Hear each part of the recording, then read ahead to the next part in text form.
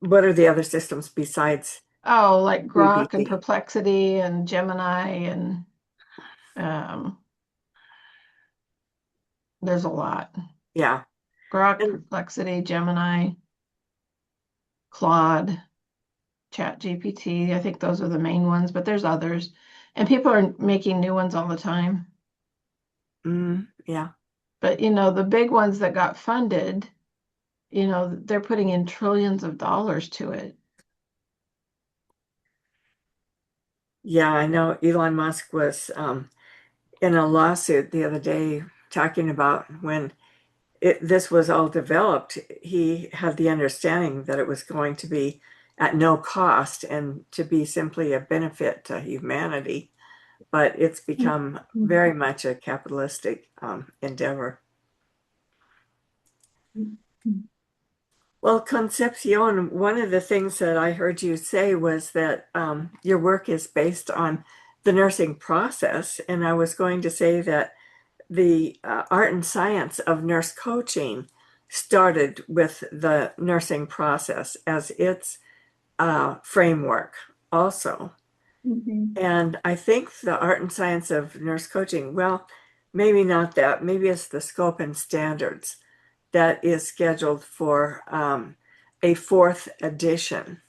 So that's expected to be the next thing in holistic nursing that will be published. I'm, I don't have any date yet in regard to that, but I know that's what it's being worked on. And again, it'll be published through the American Nurses Association, as I understand it.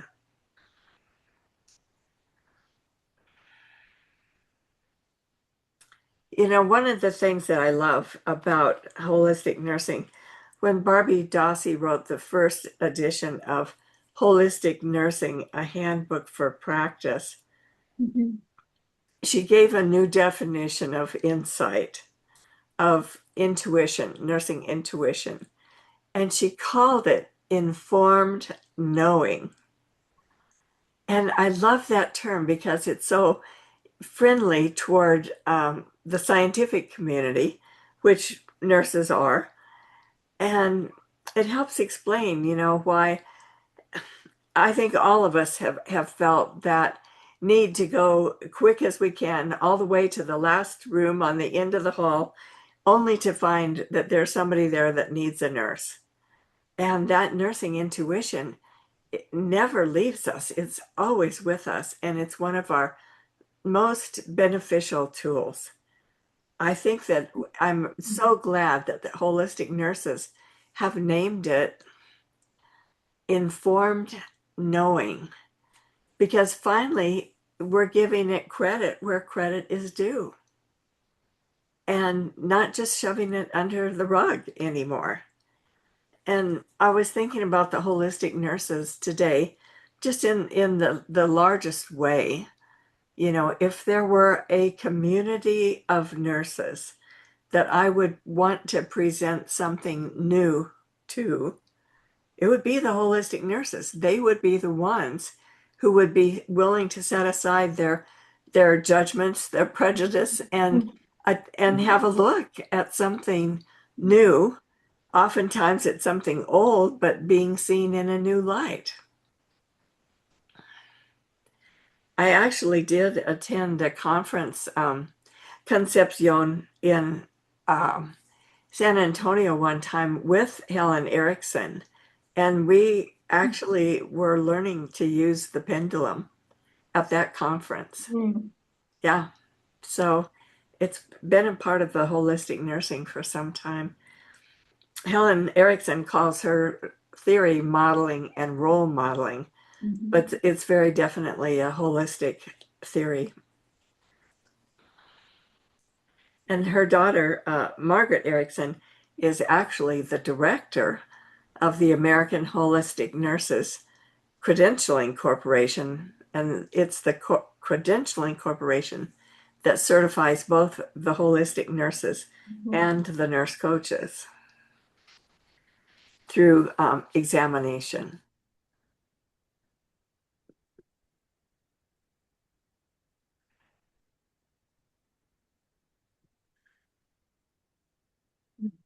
yeah.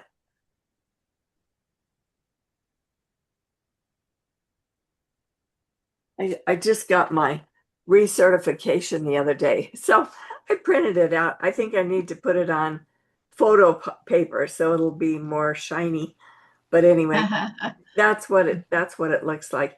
And I'm a health and wellness nurse coach. So all that means is I'm certified in both holistic nursing and in nurse coaching. So two certifications, and mine just happened to overlap by a month, so it's easy for me to keep track of the CEs. And oftentimes on this call, we will offer a CE. We didn't tonight because we just wanted it to be a conversation and invite people to speak.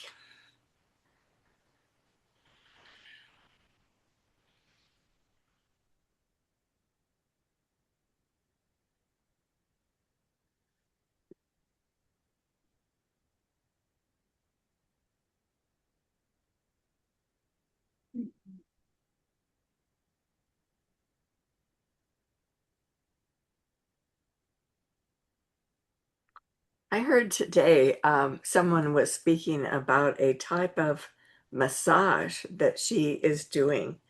And she said, and I have no idea, Teresa, how this works, but she said that she's only allowed to do it because she's part Native American. And I thought, well, isn't that interesting? So then I'm curious, Right. about what type of massage that might be. Or maybe she just means that she can massage because she is part Native American and without the certificate. It didn't I don't sound know. like Swedish massage to me. It didn't to me either, but I have no idea. Right, right. I would like to have one. I know that. Maybe that's your next tool or technique that you're going to add. Yeah.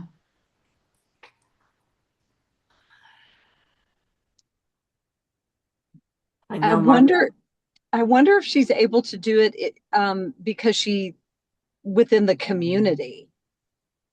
You know how That's they, sort of what it sounded like to me. yeah, they don't require certifications and stuff like that within the reservation healthcare and stuff. Right. Could she's from Los perhaps be, Angeles. yeah. Oh, That's a big tribe.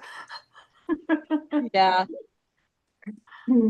Yeah, I'm just, and I don't know if she has to be on the reservation to do it or she just can because she is. I don't really, I guess we need to ask her, like, how does that More, work? Because yeah, more curious to be minds want to discovered. know. Right, right. Yeah. Well, I know that in regard to sacred ceremonies, only a few people in the world are authorized to use peyote, and it's grown, in the Southwest. It's very common actually, but the use of it in ritual is very restricted, uh, according to the American political system.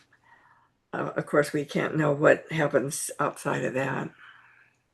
Yeah. Nobody's keeping track. Yeah, I think people are just doing whatever they want to at the moment. At least it feels like it. So, how do we keep our bearings, Teresa? How do we maintain um, work-life balance in an impossibly term tumultuous um, sea of ever change? I think it comes down to knowing yourself and who you are. And, for me, it's about, being connected to God or source, whatever you like to use, because we do have internal wisdom, and if we don't acknowledge all parts of us, mind, body, and spirit, it can feel very chaotic and very difficult. At least that's how I see it. The part of us who knows that we're more than the sum of our parts. And I think being grounded in that knowing is what helps you move through life better. And it really is a personal experience. I used to think life just came at me from all directions and I had to react to everything.